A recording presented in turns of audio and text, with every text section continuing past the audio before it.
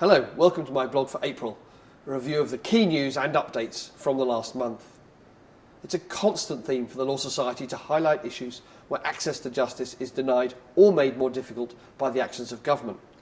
I was really disappointed then to learn of proposals just unveiled for a six-fold increase in tribunal application fees for immigration and asylum cases. The cost of an application for an oral hearing would, for example, increase from £140 to £800, putting it well beyond the reach of a great many people, often already in difficult circumstances and following on from the recent significant increases in visa application fees. The rule of law requires the ability of all to challenge administrative decisions in the court. The provision of justice must never be revenue-raising or taxation by the back door. My statements on these were picked up in the national press and mentioned in the Times, the Financial Times and the Daily Mirror.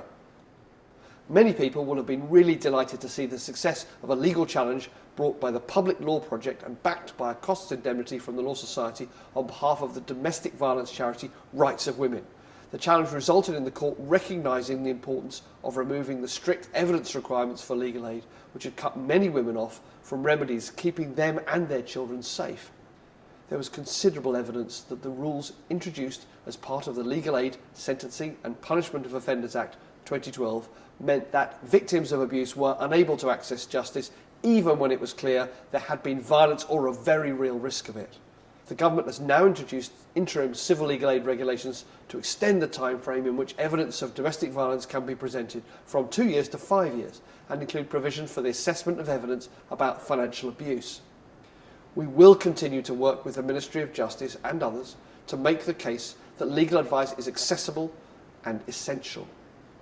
Earlier this month, I met with the President of the French National Bar, Mr. Pascal Edu, and his colleagues from their council for a discussion on a number of matters, including the work which we have both been doing on the United Nations Guiding Principles for Business and Human Rights, and how both organisations can help their members understand and implement these for the benefit not just of their clients but also in the wider public interest.